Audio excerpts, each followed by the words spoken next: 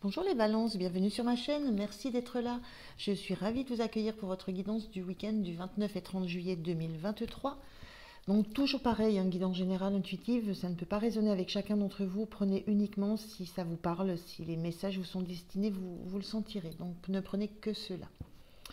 Je voulais simplement vous informer aussi très rapidement que je vais faire les guidances pour le mois d'août 2023, donc elles vont sortir début août. Par contre, il n'y aura pas de guidance de week-end de tout le mois d'août, je reprendrai pour le début septembre. Voilà. Et je pense que dans le mois d'août, je vous posterai des guidances comme ça, un petit peu intemporelles, selon les messages que je ressens et que j'ai envie de vous faire partager. Voilà. Donc un petit mois de repos, besoin de retrouver un petit peu des énergies. Voilà. Allez, donc c'est parti pour vous pour ce week-end, les balances. Je vais commencer avec un premier message de l'oracle du Pays des Merveilles. Je continue avec le tarot Histoire, donc le tarot de la sorcière moderne. Et puis je finis avec un petit message du petit oracle de l'intuition pour vous. Alors, je fais aussi différemment. Je vais faire un tirage de cartes. Donc le premier message pour vous. Première énergie pour vous, les balances. Je vais prendre celui-ci.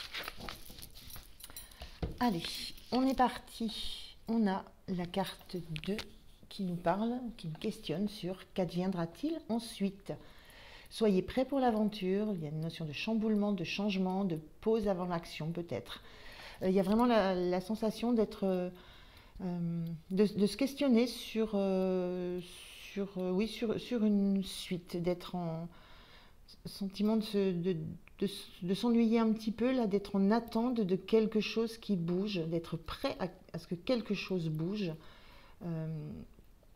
Dans le livre d'Alice, c'est le moment où elle s'ennuie un petit peu, elle se demande s'il va y avoir du changement, des surprises, et c'est à ce moment-là qu'elle va apercevoir ce lapin blanc qui parle et qu'elle va décider de s'engager pour l'aventure.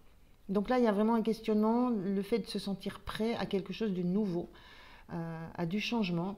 Et peut-être que ça vaut le coup de se reposer, d'être en attente pour être en fait sur les starting blocks. Dès que l'occasion se présente, il y a une notion d'opportunité qui peut se présenter et sur laquelle il faut foncer sans trop réfléchir. Voilà, d'être prêt à ça.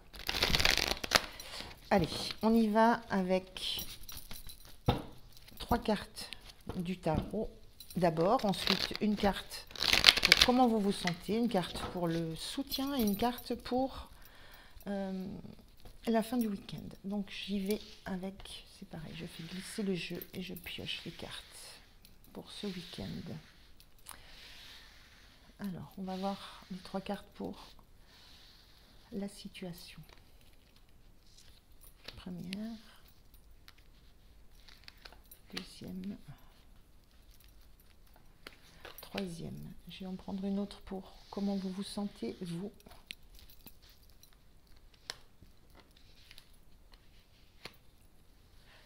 Le point de soutien pour vous. Le point de vigilance. Le point de vigilance.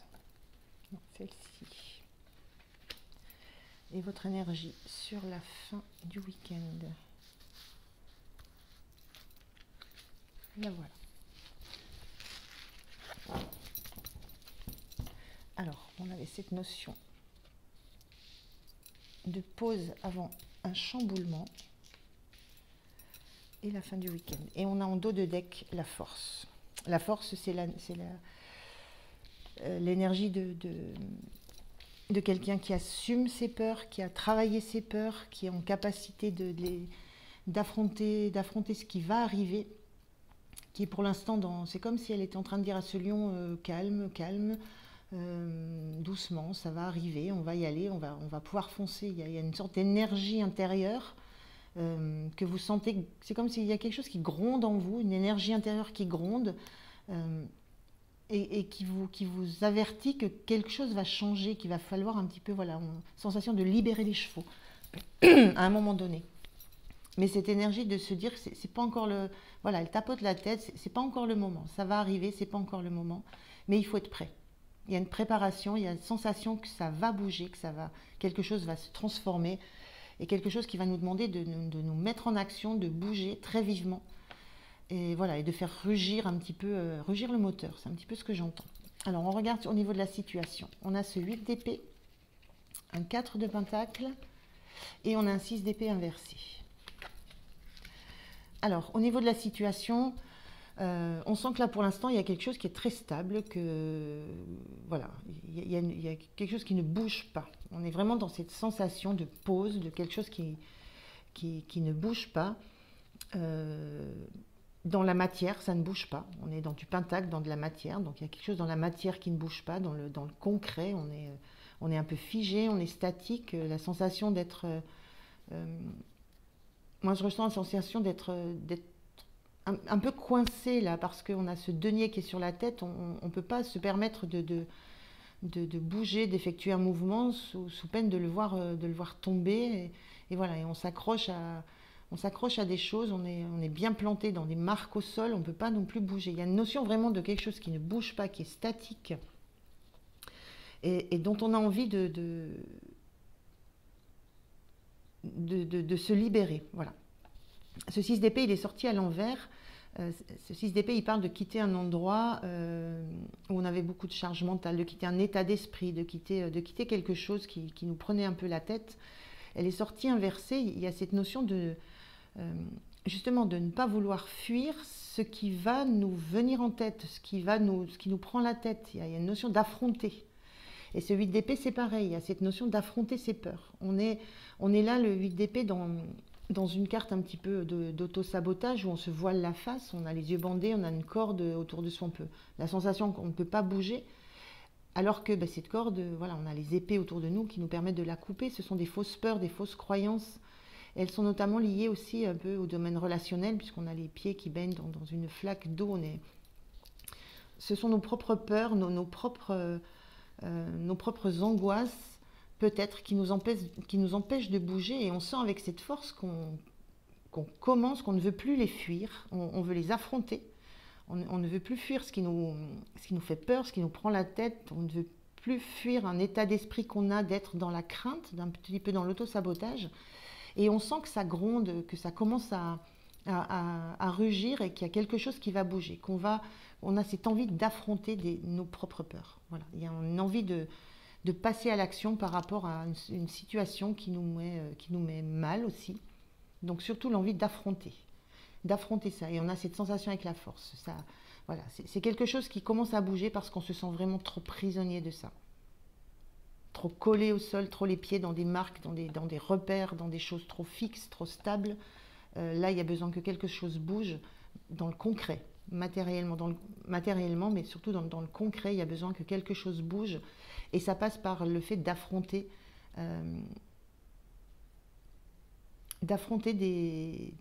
des choses qui nous sont personnelles et qui nous bloquent.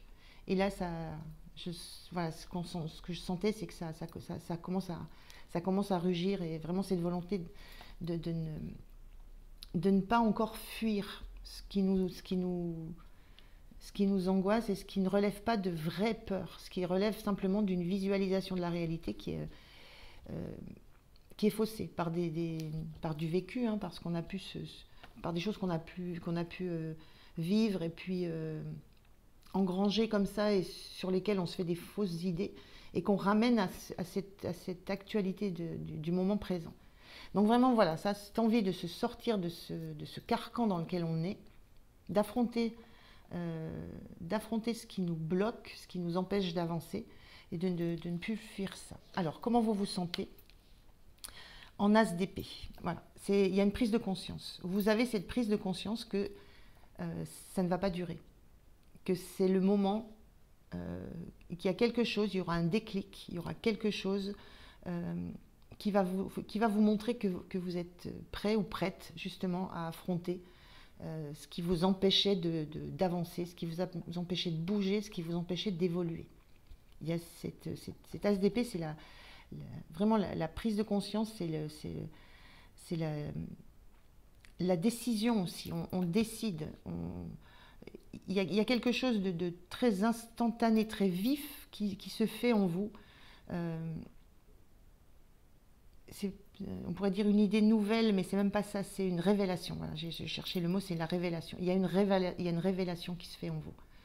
Il y a vraiment quelque chose de très, de, de- de très intuitif. Il y a quelque chose qui s'éveille brutalement en vous, dans votre tête, dans votre façon de penser, dans votre façon de voir les choses, et qui vous donne cette énergie, cette force d'affronter ce qui vous a bloqué depuis très longtemps, ce qui vous a obligé, ce qui vous a mis en pause, ce qui vous a euh, obligé à être comme ça, un état statique. Ça peut être lié à de la possession matérielle, hein, la peur de perdre, de la peur de ne plus avoir assez. Il y a peut-être de ça aussi. Voilà, il y a certainement des peurs par rapport au fait de ne plus avoir assez pour vivre. On voit ici cette carte, elle est dans un endroit luxuriant, riche, magique. Il y a peut-être de cette peur de perdre du bien matériel, de perdre du confort. Mais il y a une révélation qui se fait en vous et qui vous oblige peut-être à affronter ça. Pourquoi il y a cette résistance à, à lâcher quoi que ce soit. Alors, ce qui va vous soutenir, on a ce 10 de Pentacle inversé. Ce qui va vous soutenir, justement, c'est de prendre conscience de vos attachements au matériel. On est dans une carte là qui montre l'abondance matérielle, l'abondance dans la famille, l'abondance des relations, l'abondance. Il y a une notion d'abondance dans cette carte, quelle qu'elle soit. Et il y a vraiment cette... ce que je ressens, ce qui va vous aider, voilà, c'est cette prise de conscience de quel est votre attachement, à quoi vous êtes attaché, à quel type d'abondance vous êtes attaché. Est-ce que c'est de l'abondance matérielle? Est-ce que c'est le fait d'être toujours entouré, la peur d'être seul? Il y a cette notion-là de ce qui va être soutenant pour vous, c'est de conscientiser, et ça c'est dans ce niveau-là que ça va se faire, de conscientiser à quel niveau vous mettez... Enfin, ce que vous mettez derrière le mot abondance, ce qui est abondant pour vous, ce qui relève de l'abondance. Voilà, on a la sensation que c'est vraiment lié à du matériel, de la richesse, de la possession. Et il y a peut-être voilà, la conscience de ça, de voir à quoi vous attachez de la valeur et qui vous a empêché de peut-être de regarder certaines choses en face et qui relèvent d'autres choses que de la possession ou du matériel, qui relèvent plus de ce qui compte à vos yeux en termes de valeur humaine, en termes de relationnel. Il y a peut-être de ça à réfléchir sur ce qui va vous soutenir. Le point de vigilance pour vous, c'est cette cavalière de Pentacle. Le point de vigilance, c'est en fait, j'ai toujours envie de dire ne pas trop traîner. Et on voit encore cette cavalière de Pentacle qui est focus sur son denier. On est vraiment dans le denier, hein, dans la matière, la possession. Il y a vraiment une notion de quelque chose qui est très très bloquant, très, très enfermant, très solide, qui ne bouge pas autour de vous. Mais par contre, en vous, ça bouge beaucoup. Hein. En vous, ça bouillonne. Hein. Ça bouillonne, ça réfléchit, ça pense, ça analyse. Et ça analyse un petit peu tout ce qui fait que vous vous sentez complètement sclérosé. J'ai un petit peu ce mot qui me vient. Donc le point de vigilance, c'est... alors cette cavalière d'épée, c'est ne pas trop traîner, ne pas passer trop de temps à regarder derrière vous, à regarder dans le passé, ne pas passer trop de temps à analyser ce qui se passe. Il y a vraiment cette notion de fulgurance, il y a cette notion de chamboulement, d'être prêt à saisir une opportunité et ne pas passer son temps à évaluer ce que vous allez gagner, ce que vous allez perdre, est-ce que vous avez bien lu toutes les petites lignes, si on parle d'un contrat, est-ce que il y a cette notion-là de ne pas s'attacher à trop être dans le détail, dans l'analyse poussée de ce qui va se passer en vous. C'est la notion d'affronter dans toute la spontanéité, dans tout le côté naturel et animal. Il y a ce côté animal qui va jaillir, hein, qu'on sent.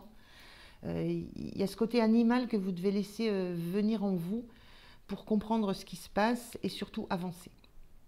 Voilà, laissez venir les intuitions, les impulsions, voilà, cette force animale qui va vous faire sortir de cet enfermement dans lequel vous êtes. Enfermement mental et enfermement matériel, j'ai envie de dire, physique même.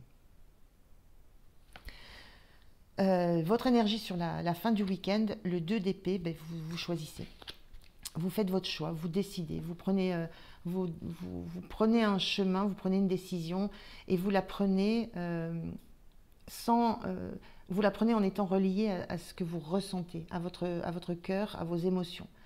Le 2 d'épée, c'est quand on est en difficulté pour choisir, on a deux chemins, on a une croisée des chemins, on est en difficulté à choisir parce qu'on analyse et qu'on analyse d'un côté ou de l'autre. Il n'y a pas de meilleur chemin possible. Les deux amènent du positif, les deux amènent du négatif et on se trouve complètement à la même position, bloqué. Bloqué entre je fais quoi, je vais à droite, je vais à gauche, je reste là, je repars en arrière.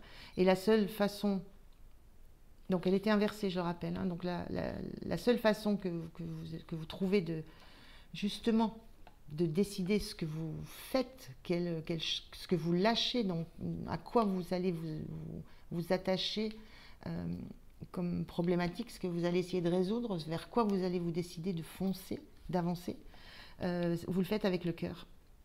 Vous n'avez pas besoin de voir les choses concrètes, vous n'avez pas besoin de voir réellement ce qui se passe, vous avez besoin de ressentir. Vous ressentez, on ressent encore de nouveau cette énergie un peu animale, un petit peu instinctive. Vous faites votre choix à l'instinct.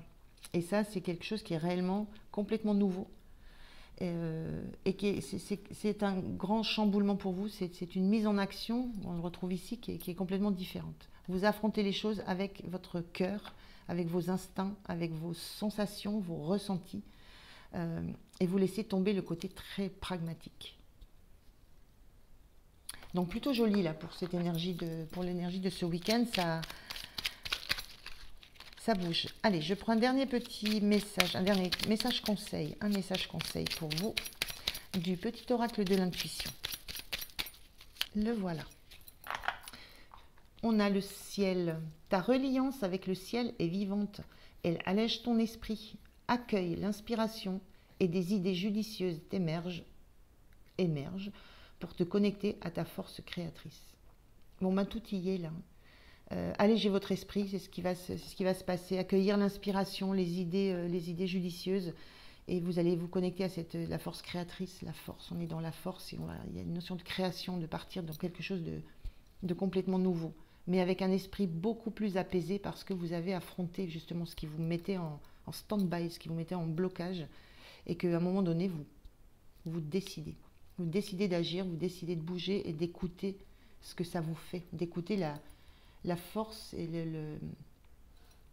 le côté instinctif animal qui est en vous. Très très joli les balances. Voilà. Je vous souhaite un très bon week-end. Je vous remercie de m'avoir écouté et je vous dis à très très bientôt. Merci. Au revoir.